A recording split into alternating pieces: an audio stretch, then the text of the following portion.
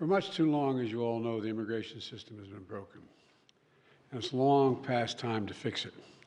That's why months ago I instructed my team to begin negotiations with a bipartisan group of senators to seriously and finally fix our immigration system. For months now, that's what they've done, working round the clock through the holidays, over the weekends. It's been an extraordinary effort by Senators Lankford, Murphy, and Sinema. The result of all this hard work is a bipartisan agreement that represents the most fair, humane reforms in our immigration system in a long time, and the toughest set of reforms to secure the border ever. Now, all indications are this bill won't even move forward to the Senate floor. Why? A simple reason: Donald Trump. Because Donald Trump thinks it's bad for him politically. Therefore, he doesn't, even though it helps the country, he's not for it. He'd rather weaponize this issue than actually solve it. So for the last 24 hours, he's done nothing, I'm told, but reach out to Republicans in the House and the Senate and threaten them and try to intimidate them to vote against this proposal. And it looks like they're caving. Frankly, they owe it to the American people to show some spine and do what they know to be right. So I want to tell the American people what's in this bill and why everyone, from the Wall Street Journal to the Border Patrol to the Chamber of Commerce, the United States Chamber of Commerce, support this bill. Because it's going to make the country safer, make the border more secure, treat people more humanely and fairly, and make legal immigration more efficient and consistent with the values of our nation and our international treaty obligations. It would finally provide the funding that I've repeatedly requested, most recently in October, to actually secure the border. That includes an additional 1,500 border agents and officers to secure the border, to physically secure it. In addition, 100 cutting-edge machines to detect and stop fentanyl at the southwest border. We have that capacity. An additional 100 additional immigration judges to help reduce the year-long asylum backlog. You show up for asylum and the judge is supposed to talk to you. It takes a year to get that discussion going. This bill would also establish new, efficient, and fair process for the government to consider an asylum claim for those arriving at the border. Today, the process can take 5 to 7 years, as you all know. They show up at the border, get a bracelet, told to come back when called, 5 to 7 years from now, in country. That's too long, and it's not rational. With the new policies in this bill and the additional of 4,300 more asylum officers who spend hours, I might add, with each immigrant to consider their claims, whether they qualify, we'll be able to reduce that process to 6 months, not 5 to 7 years. This bipartisan bill will also expedite work permits so those who are here and who qualify can begin work more quickly. That's something that our governors, our mayors, and our business leaders have been asking me for and asking them for. All across the country, they've been asking for this. It'll also create more opportunities for families to come together for business, to hire additional workers. And for the first time in 30 years, this bipartisan legislation increases the number of immigrant visas for people legally able to come to this country through ports of entry. And it ensures that for the first time that vulnerable, unaccompanied young children have legal representation at the border.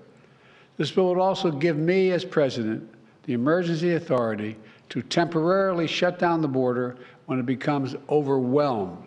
The numbers are talking over 5,000 people trying to get in one day. The bill, if the bill were law today, it would qualify to be shut down right now while we repair it. Bottom line is, this bipartisan bill is a win for America because it makes important fixes to our broken immigration system. And it's the toughest, fairest law that's ever been proposed relative to the border. Now, it doesn't address everything that I wanted. For example, we still need a path of documentation for those who are already here. And we're not walking away from true immigration reform, including permanent protections and a pathway to citizenship for young dreamers who came here when they were children and who have been good citizens and contribute so much to our country. But the reforms in this bill are essential for making our border more orderly, more humane, and more secure. That's why the Border Patrol Union, which, by the way, endorsed Donald Trump in the 2020 election, endorses this bill. These are the people whose job it is to secure the border every single solitary day. They don't just show up for photo ops like some members of Congress. They're there to do their job. This is the risk, the thing many of them risk their lives doing every single day.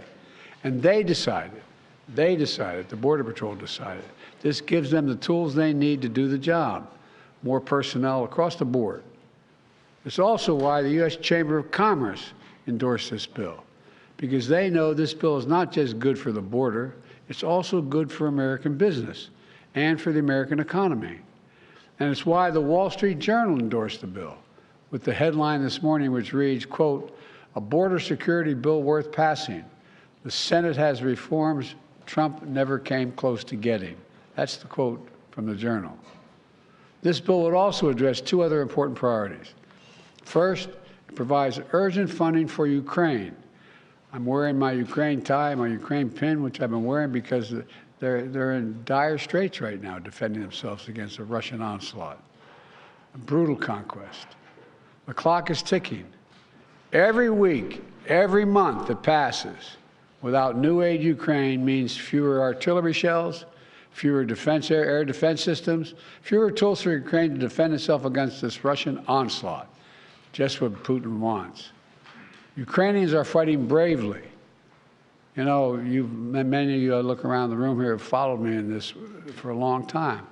I pulled together a coalition of over 50 nations to support them. On the phone, talking to these leaders. We unified NATO. Remember when we first came to office? NATO was well, they're all together and actually increased the size of NATO.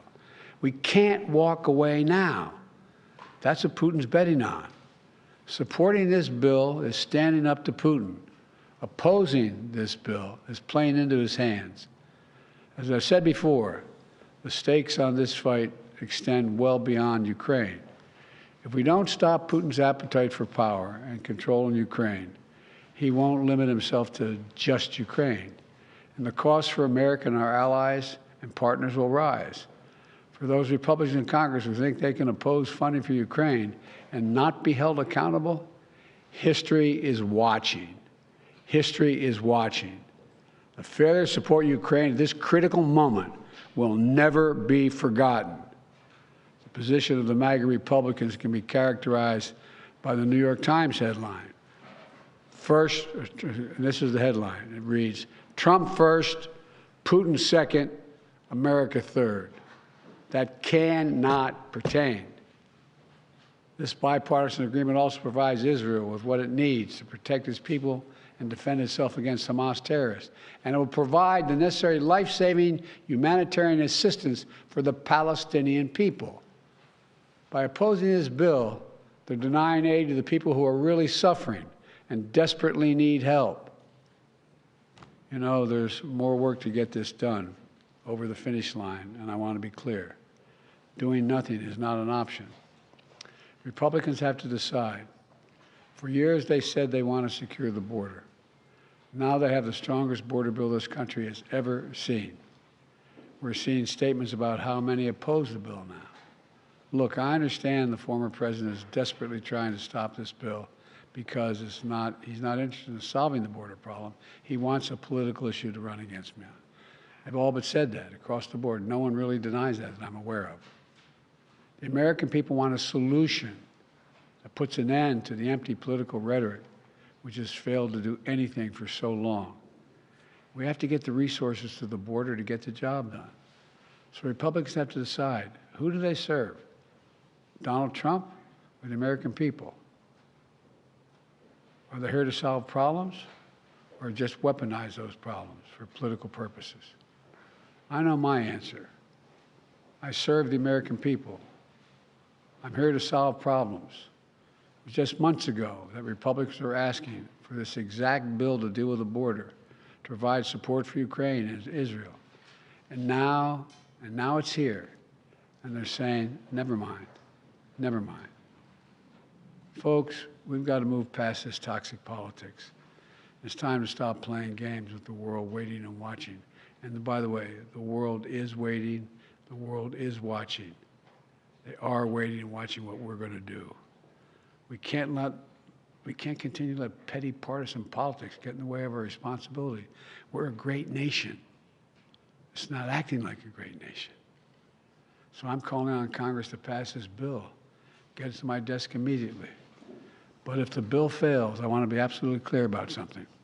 The American people are going to know why it failed. I'll be taking this issue to the country, and the voters are going to know that it's not just a moment. Just at the moment, we're going to secure the border and fund these other programs. Trump and the MAGA Republicans said no, because they're afraid of Donald Trump. Afraid of Donald Trump. Every day between now and November, the American people are going to know that the only reason the border is not secure is Donald Trump and his MAGA Republican friends.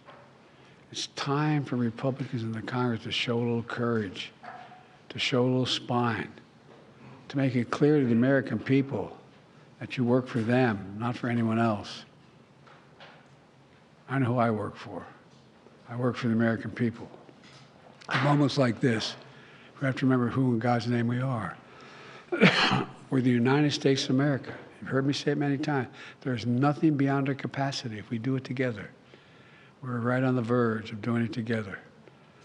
I hope and pray they find reason to reconsider blowing this up. May God bless you all. May God protect our troops. Folks, you're going to ask me questions. Hang on a second. I'm going to be back on Thursday. I don't want to prejudice what may be going on in negotiations now. So I'm not going to be answering any questions of this. I'll be back Thursday to stand here with you and answer all the questions you want about this issue. Thank you. What needs to get done for the hostage deal to get resolved, sir?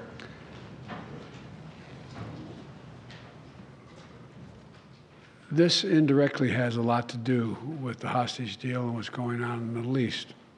The decision on what we do relative to Israel, the decision what we do in terms of American funding, of whether we're going to engage with the situation in Ukraine. It all goes to the question of American power. It all goes to, does America keep its word? Does America move forward? There is some movement, and I don't want to, well, maybe choose my words. There's some movement. There's been a response from there's been a response from the opposition, but yes, I'm sorry, from Hamas, but it seems to be a little over the top. We're not sure where it is. There's a continuing negotiation right now. Mr. President, if this bill fails, would you consider supporting something separate that just addresses Israel or Ukraine? I'm not going to concede that now. We need it all. The rest of the world's looking at us, and they really are. Mr. President, trust this Congress? Does not have immunity, Mr. President. Your reaction to that ruling?